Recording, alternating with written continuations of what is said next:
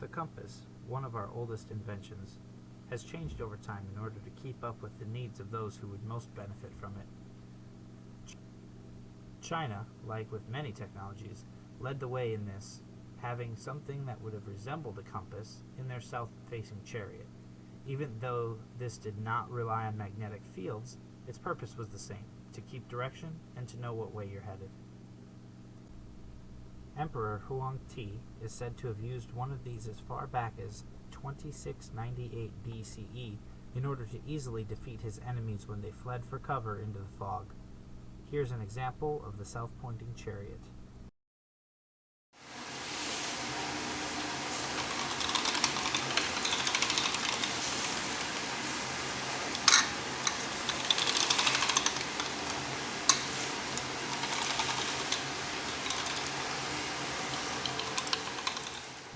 Up until recently, the Chinese in 200 BCE were thought to be the first civilization to use magnetism and are commonly credited with its discovery.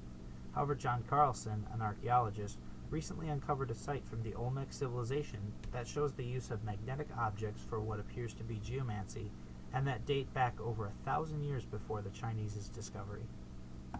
The Europeans were able later to improve upon the Chinese compass by creating the dry compass, which was a magnetic needle pivoting on another needle-like object. This was a more reliable use of a compass in a shipboard navigational role.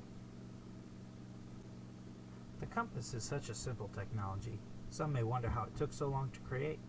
All you really need to create a compass is a metal with magnetic properties and a way to suspend it in a low-friction manner. The first materials used were lodestone and later magnetite. Using the basic principle, the first three compasses were the south-pointing needle, seen here as a magnetic spoon-like object, pivoting on a plate and would eventually come to rest pointing south when spun. As described before, this is a dry compass, which up until the liquid-filled compass was able to be compressed to a portable size in 1936, was the most common form of a compass. As such a simple technology, with our modern understanding of the properties of magnetism and the Earth's natural magnetic poles, you're able to fashion a compass using nothing more than water, a leaf, and a piece of wire, as shown here in this clip by Bear Grylls in his popular show Man vs. Wild.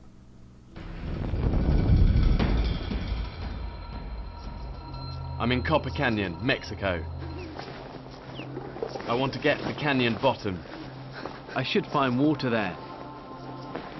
But first, I'm going to make a basic compass from a leaf and a piece of wire. And all I need to do here is fill this up then with a little bit of water. Now to prepare the wire. And I really want to rub it like this in my hand. The idea of this is it magnetizes a bit of wire, and then when I put it in, it'll swing round and point towards the magnetic north, giving me that north-south line. And that should be enough. And then what I do is put the leaf in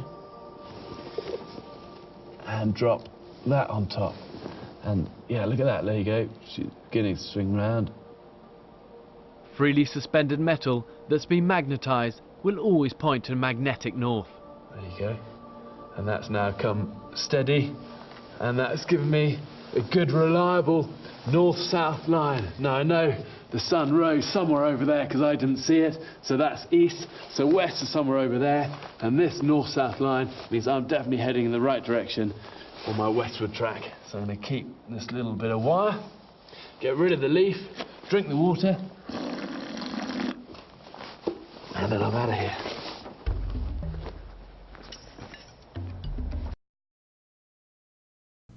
As the south-pointing needle was the first use of magnets in a direction-finding role, I'll go into more about how it works.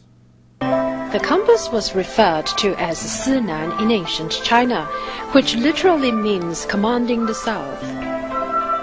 People from the Zheng kingdom during the spring and autumn period used Sinan to avoid getting lost. In addition to being a tool for direction finding, Sinan was also considered a symbol of wisdom. The Sinan built in the Han Dynasty was composed of a little spoon and a dish. The spoon was made of polished natural magnetic ore. The head of the spoon resembled a hemisphere. When one pushed the handle of the spoon, it spun on the dish. The dish was made of copper. It had a rectangular shape and a round hole in the center. On the rim of the hole there were marks of the 8 diagrams, the 10 celestial stems or tiangan, and the 12 terrestrial branches or 地支. There were markings of 24 different directions on the dish. After being spun into motion, the little spoon in Sinan rotates, but will always settle down pointing the south. Ancient Chinese discovered the existence of the south-pointing property of magnetic energy based on their understandings of the cosmos and its correspondence with the human body. The design of Sinan is an application of this wisdom. Like many things we see in our daily lives, some people will try to make the difficult tasks easier. In many respects, that's what the compass was. Dating back to 4000 BCE, Feng Shui was a method of aligning your buildings, villages, and crops to mesh with the universe itself as to promote synchronization.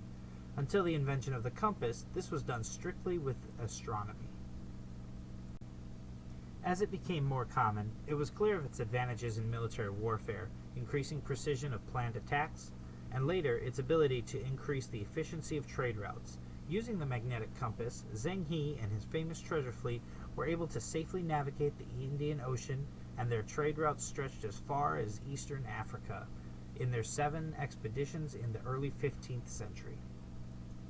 In the Ming Dynasty, navigator Zheng He led a huge team of ships to explore the Occident 7 times. The team contained more than 27,000 people in more than 60 ships. Each ship has a box compass as well as a navigational map. These big ships were called treasure ships. The largest one was about 400 feet long, 40 zhang, and 180 feet wide, 18 zhang. This team traveled to over 30 countries and to many other places such as the Indochina archipelago and the South Seas. The team even reached the east shore of Africa. In about the 12th century, through trading, the technology of the compass was spread to Arabia and later to Europe. As I hope you can now see, the compass has had an impact on everything from our understanding of the world around us, to the global economy and trade, to military strategy and power.